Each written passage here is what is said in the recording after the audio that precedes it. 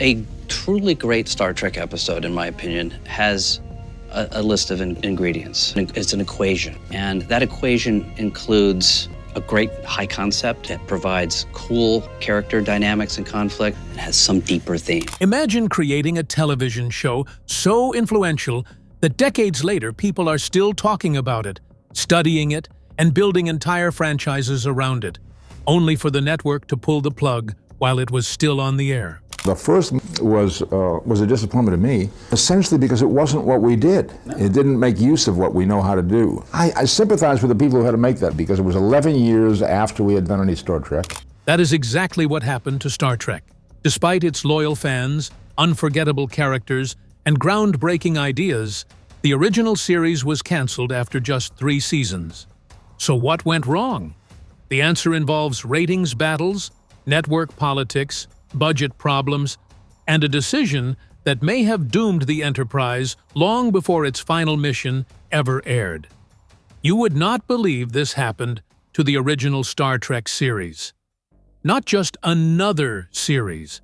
When Star Trek first appeared on television in September 1966, it didn't look like a show that should fail. In many ways, it looked like the future. Audiences were introduced to Captain James T. Kirk, Mr. Spock, Dr. McCoy, and the crew of the Starship Enterprise as they traveled across the galaxy, encountering strange civilizations and confronting problems that often reflected real issues happening back on Earth. The concept was ambitious, visually striking, and unlike almost anything else on network television at the time. Yet, from the very beginning, there was one problem that would follow Star Trek throughout its entire run. The people making the show knew exactly what it wanted to be. The people paying for it weren't always so sure. Let's go back to earlier days, long before ratings became a crisis, and long before NBC made decisions that fans would debate for decades. The seeds of the show's cancellation were planted almost from the moment it was created. The driving force behind the series was Gene Roddenberry. A former police officer, pilot, and television writer, Roddenberry had a vision that was far more ambitious than a typical science fiction adventure. He didn't simply want spaceships and aliens. He wanted a futuristic world where humanity had overcome many of its divisions and worked together to explore the unknown. That might sound perfectly normal today, but in the mid-60s, it was a surprisingly bold idea. Television executives were used to programs that fit into neat categories. Westerns were everywhere. Family comedies were popular. Crime dramas had proven audiences. Star Trek, however, was difficult to define. It was science fiction, but it was also an adventure. It was action, but it was also philosophical. One week, viewers might watch a tense battle with an alien species. The next week, they might find themselves watching a story about war, racism, prejudice, political power, or humanity's future. That uniqueness eventually became one of the reasons people loved the show. At first, though, it made network executives nervous. Even getting Star Trek onto television had been more difficult than most viewers realized. NBC actually commissioned an original pilot that was ultimately rejected. The network liked some aspects of the concept, but felt the first pilot was too intellectual and too different from what audiences were accustomed to seeing. Most television projects never recover from having a pilot rejected. Star Trek somehow did. Roddenberry was given another chance, and a second pilot was produced. It worked well enough to earn a series order, but the experience revealed something important. NBC and Star Trek were never completely on the same page. The network saw potential in the concept, but there were lingering doubts about whether the show could attract a large mainstream audience. Those doubts never fully disappeared. Then there was the issue of money. Science fiction is expensive today, and it was certainly expensive in the 60s. Every episode required elaborate sets, costumes, props, makeup, visual effects, and production techniques that many other television programs simply didn't need. While a sitcom could reuse the same living room set week after week, Star Trek often had to create entirely new worlds. Alien civilizations required unique costumes. Different planets demanded fresh designs. Visual effects teams had to create spacecraft, space battles, and futuristic technology on a television budget. The result was a show that looked remarkably ambitious for its era. The downside was that ambition came with a price tag. From NBC's perspective, Star Trek wasn't just another series. It was a relatively costly gamble. That meant expectations were higher. If a less expensive show delivered average ratings, executives could often live with it. If an expensive science fiction series delivered the same ratings, suddenly, the math looked very different. Meanwhile, the cast and crew were working incredibly hard to bring Roddenberry's vision to life. William Shatner's energetic performance as Captain Kirk quickly became one of the show's defining features.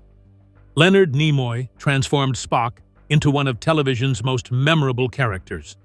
The chemistry between Kirk, Spock, and McCoy became the emotional core of the series and gave audiences a reason to return every week. What nobody fully understood at the time was that Star Trek was slowly building something more valuable than ratings. It was building loyalty. Many television shows attracted casual viewers. Star Trek attracted devoted viewers.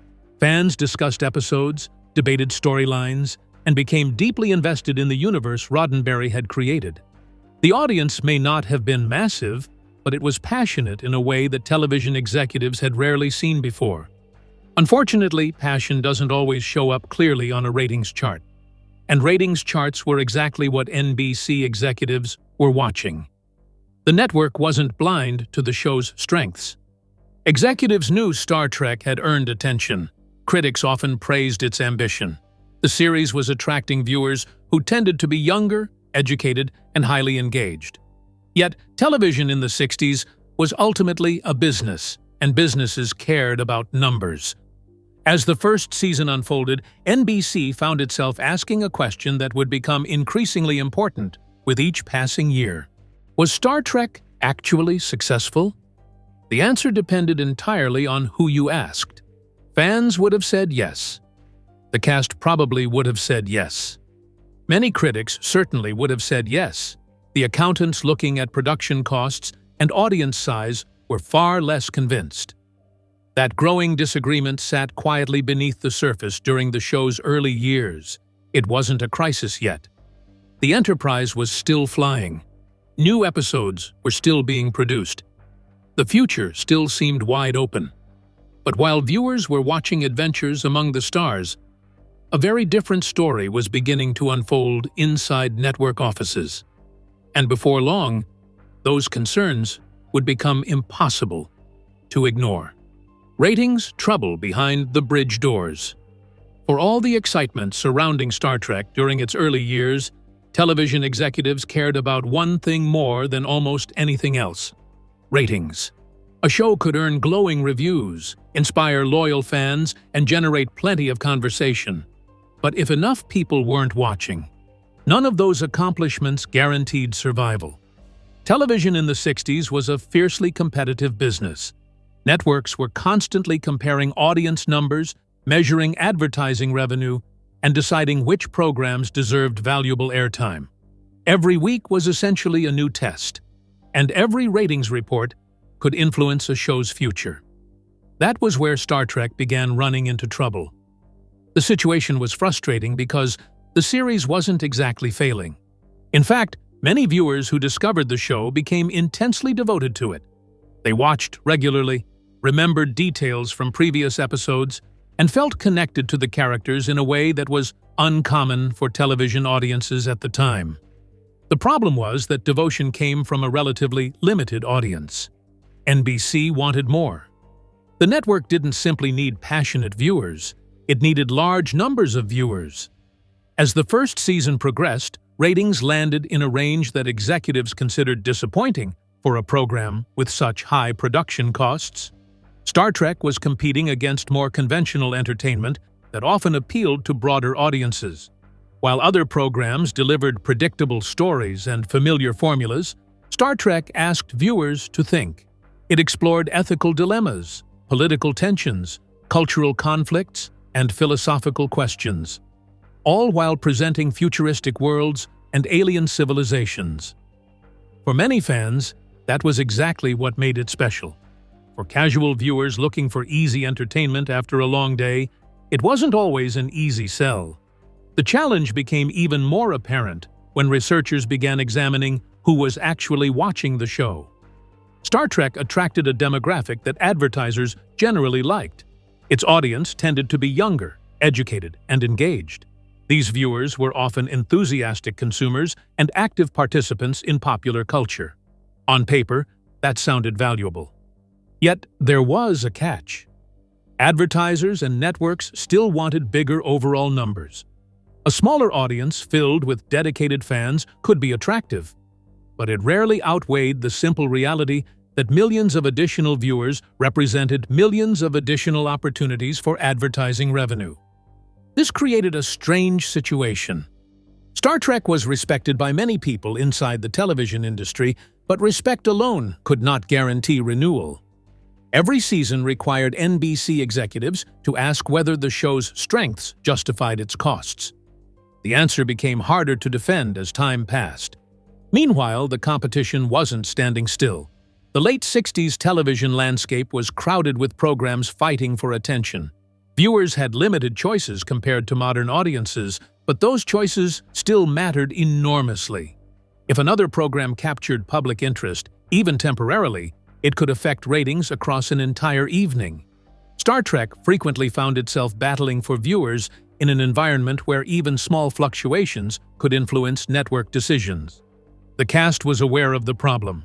The producers were aware of the problem. Gene Roddenberry was certainly aware of the problem. Behind the scenes, everyone understood that ratings represented the show's greatest vulnerability. No matter how groundbreaking an episode might be, no matter how memorable a performance was, and no matter how much praise arrived from loyal viewers, the numbers remained the ultimate measure of success in the eyes of network leadership. As the second season approached, hopes remained high that the audience would grow. This wasn't an unreasonable expectation. Many successful television series took time to find their footing. A strong second season could attract new viewers and convince executives that the investment was worthwhile. Instead, the concerns persisted. Star Trek continued earning admiration without achieving the level of popularity NBC wanted. The show's audience remained passionate, but relatively limited. Executives could see that something unique was happening, yet they were also staring at spreadsheets that suggested the program wasn't reaching enough households. This growing disconnect became one of the central tensions in Star Trek's story. Fans viewed the series as a success because they judged it by its quality. Network executives judged it by its performance. Neither side was completely wrong. The show was genuinely innovative. It was introducing concepts and storytelling approaches that would influence science fiction for generations. At the same time, television networks were businesses responsible for generating profits. Innovation carried value, but only if it could be converted into ratings and revenue. By the middle of the second season, discussions about the show's future were becoming increasingly serious. NBC executives weren't publicly announcing plans to cancel Star Trek, but concerns were no longer hidden. The numbers simply weren't delivering the kind of confidence the network wanted.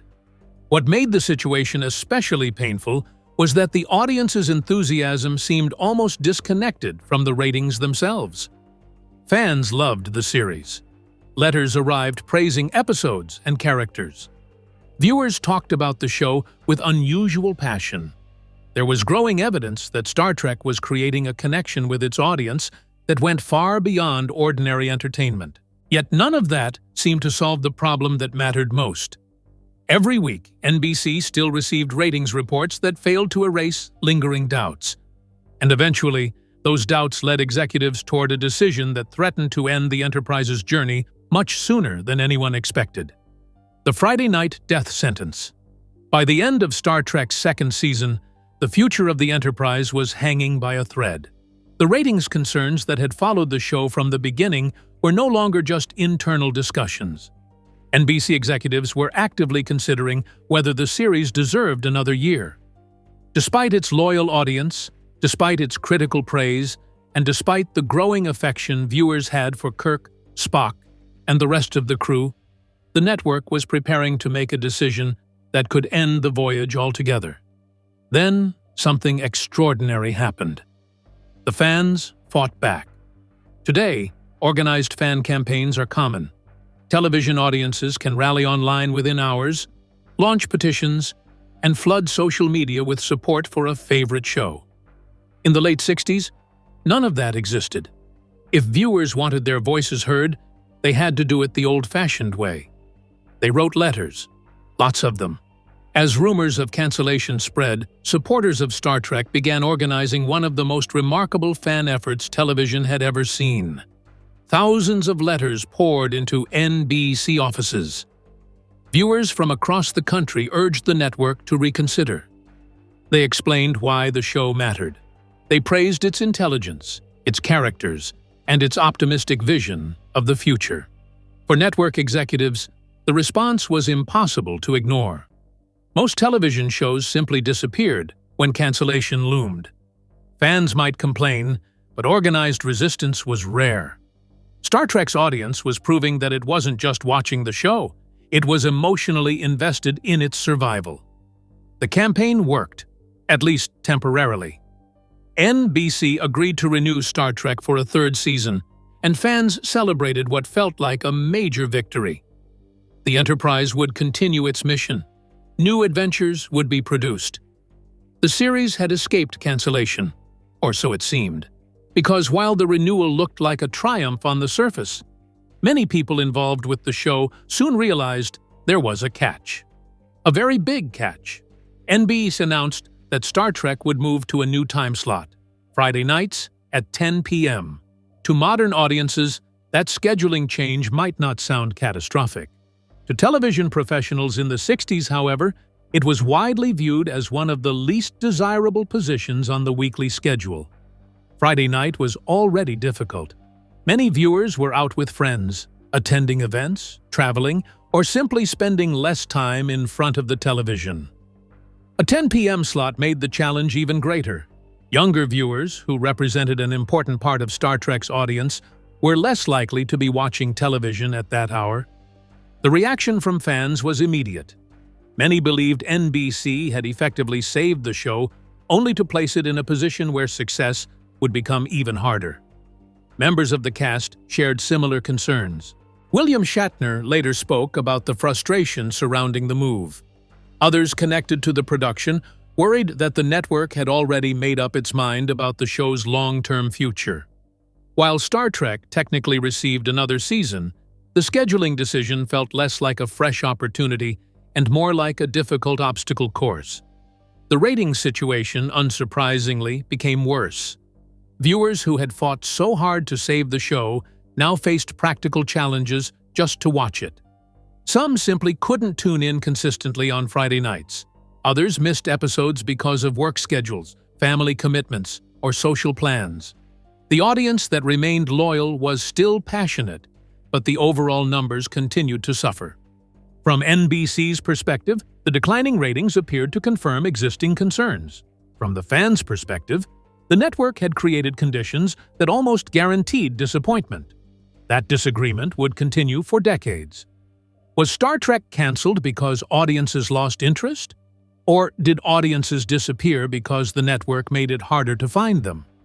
The truth probably lies somewhere in between. What cannot be denied is that the Friday night move dramatically increased the show's challenges. Every episode now faced an uphill battle before it even aired. The cast and crew still worked tirelessly. Writers continued creating stories. Production teams continued building worlds. Yet, attracting viewers became increasingly difficult. The situation also affected morale behind the scenes. Many people working on the show could sense that they were fighting against forces larger than themselves. They believed in the series. They believed in its potential. But belief could not change ratings reports, advertising calculations, or executive decisions. As Season 3 moved forward, the atmosphere surrounding Star Trek became increasingly uncertain. The renewal that had once felt like a victory now seemed fragile. The show had survived cancellation once, but surviving a second time would require overcoming challenges that grew larger with every passing week. And while viewers saw the struggles reflected in declining ratings, another crisis was quietly developing behind the scenes, one that would make the Enterprise's situation even more difficult. Budget cuts, burnout, and a third season in crisis. By the time Star Trek entered its third season, the problems facing the show were no longer limited to ratings. The audience was becoming harder to reach. NBC executives were growing increasingly skeptical. The Friday night time slot was making matters worse. Yet, perhaps the most damaging challenges were happening where viewers couldn't see them, behind studio doors, in production meetings, and on sets where the people responsible for bringing the Enterprise to life were being asked to do more with less. A lot less. Television budgets are often invisible to audiences. Most viewers simply judge what appears on screen. They see the costumes, the sets, the visual effects, and the performances. What they don't always realize is how much money and manpower are required to make those things possible. For Star Trek, budget cuts hit particularly hard. This wasn't a show built around a handful of familiar locations. The entire concept depended on exploration. Every week demanded something new. New planets, new species, new costumes, new props, new visual effects. The series thrived on the feeling that the Enterprise could travel anywhere and encounter anything. That sense of limitless possibility became much harder to maintain when financial resources started shrinking. As NBC looked for ways to reduce expenses, the production team found itself under increasing pressure. Writers had fewer resources to work with. Set designers faced greater limitations. Production schedules became tighter. Certain creative ambitions had to be scaled back, simply because there wasn't enough money available to execute them properly. The challenge wasn't merely about making the show cheaper. It was about trying to preserve the illusion of a vast galaxy while operating under growing restrictions. Not surprisingly, cracks began to appear. Some episodes still delivered the creativity and imagination that fans loved, but maintaining consistency became more difficult. The production team was constantly forced to make compromises. Ideas that might have been spectacular during earlier seasons suddenly seemed impossible to afford. At the same time, another issue was emerging: exhaustion. Producing a network television series is demanding under the best circumstances. Producing an ambitious science fiction series while facing ratings pressure, budget concerns, and uncertainty about the future can be even more draining. Many members of the cast and crew were feeling the strain. The people who had spent years fighting to keep the show alive were now operating in an environment where every obstacle seemed to be multiplying. Instead of feeling momentum, there was a growing sense of frustration. Even Gene Roddenberry, the visionary who had created Star Trek, was becoming increasingly discouraged. His relationship with the network had grown more complicated over time. Roddenberry often found himself defending the show, negotiating with executives, and battling over creative decisions.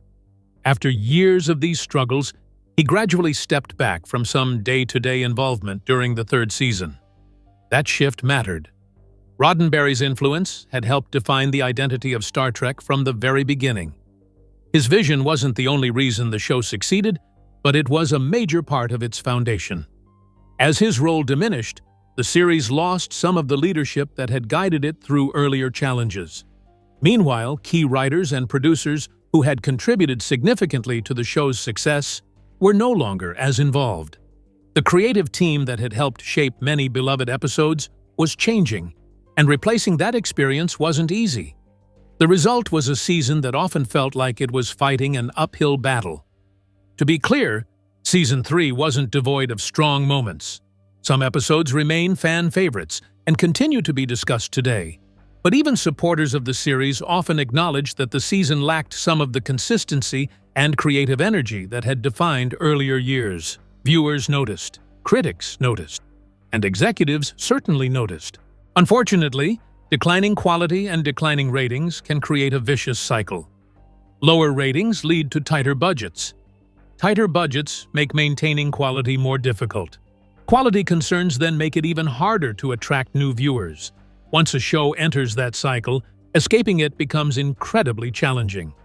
By early 1969, NBC's patience was running out. The network had given Star Trek 3 seasons. It had renewed the series despite ratings concerns. It had watched production costs remain relatively high, while audience numbers remained relatively modest. From a business standpoint, executives increasingly saw little reason to continue. The final decision soon followed. After 3 seasons and 79 episodes, NBC canceled Star Trek. There was no dramatic farewell celebration, no immediate recognition that television history had just changed. To many executives, it was simply another program reaching the end of its run. The Enterprise had completed its mission.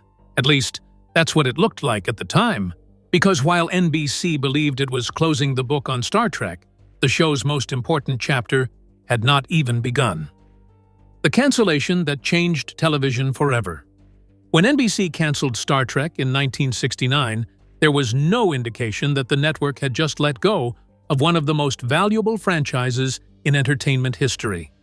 In fact, if you had asked most television executives at the time, they probably would have viewed the decision as perfectly reasonable.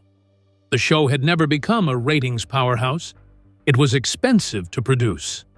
It had survived longer than many expected. From a business perspective, the journey appeared to be over. For the cast and crew, it was certainly disappointing. For fans, it was heartbreaking. But neither group could have imagined what was about to happen next, because something strange occurred after the Enterprise left network television. Instead of disappearing, Star Trek started finding new life. The key was syndication. Once the original run ended, local television stations across the United States began purchasing the rights to air reruns. At first, this seemed routine. Countless shows entered syndication.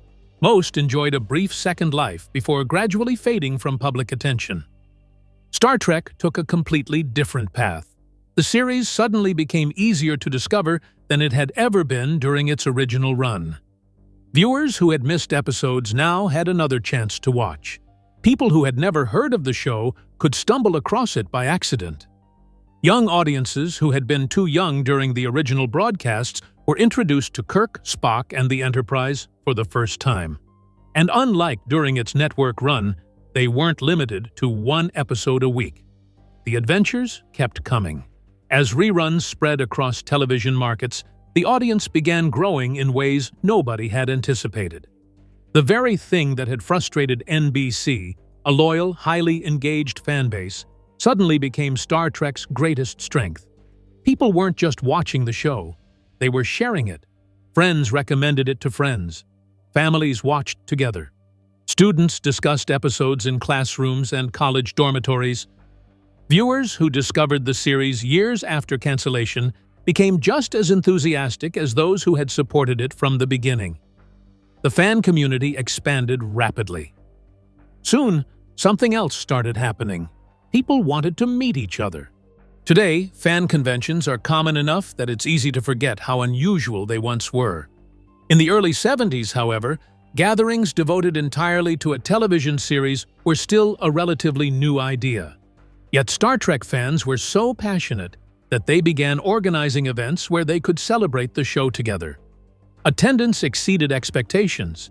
Then, it exceeded them again. What had once been considered a niche television audience was revealing itself to be far larger than anyone had realized. The term Trekkie entered popular culture. Fan clubs appeared. News organizations started covering the growing phenomenon. Writers, actors, and producers who had once worried about cancellation were now witnessing something remarkable unfold. The audience wasn't shrinking, it was expanding. And perhaps, most importantly, it wasn't going away. The growing popularity of reruns also created an interesting realization inside the entertainment industry. Many executives began recognizing that Star Trek's original ratings had never told the entire story. The series had attracted exactly the kind of audience that tends to remain loyal for years. Given enough exposure, that audience kept growing. What NBC had viewed as a limited fan base turned out to be the foundation of a cultural movement. By the mid-70s, it was becoming increasingly obvious that Star Trek still had commercial potential. Fans wanted more stories. They wanted more adventures. They wanted the Enterprise to return. Hollywood was finally beginning to understand what viewers had known for years. This wasn't just another canceled television show. It was becoming a phenomenon. And before long, the industry that had once questioned Star Trek's value would find itself racing to bring the franchise back, launching a chain of events that would transform a 3-season series into a global entertainment empire. From failed series to global empire. When Star Trek ended its original run in 1969, it didn't leave behind the kind of legacy you might expect from a struggling television series. At the time, it looked like just another ambitious show that burned bright but couldn't survive in a competitive schedule. NBC moved on, the sets were packed away, and most people assumed the Enterprise had made its final journey. But something unusual happened once the cameras stopped rolling. In reruns, Star Trek found an entirely new life. Episodes that once struggled for ratings were suddenly being rediscovered by audiences who had missed them the first time around. Without the pressure of weekly competition, the show's strengths became clearer. The characters felt more iconic, the ideas more daring, and the stories more timeless than anyone had realized during its original broadcast. As the fanbase expanded, it began to evolve into something larger than television viewership. Conventions grew, merchandise appeared, books, comics, anecdotes, and discussions kept the universe alive long after cancellation. What NBC once saw as a limited audience revealed itself to be deeply loyal and globally connected. That momentum eventually pulled Star Trek back into production, first with an animated series and later with major feature films. Each revival expanded the universe further, introducing new generations to the crew of the Enterprise while building on the foundation of the original show. Then came Star Trek, The Next Generation, and with it, a full-scale transformation into a multi-series franchise that continues to grow even decades later. What began as a canceled experiment in 1969 had become a cultural universe spanning television, film, literature, and global fandom. Star Trek didn't just survive cancellation. It outgrew it, turning what once looked like an ending into the beginning of something far bigger than anyone at NBC ever expected. If you're a fan of Star Trek, drop your thoughts below, and if you haven't, subscribe to the channel for more.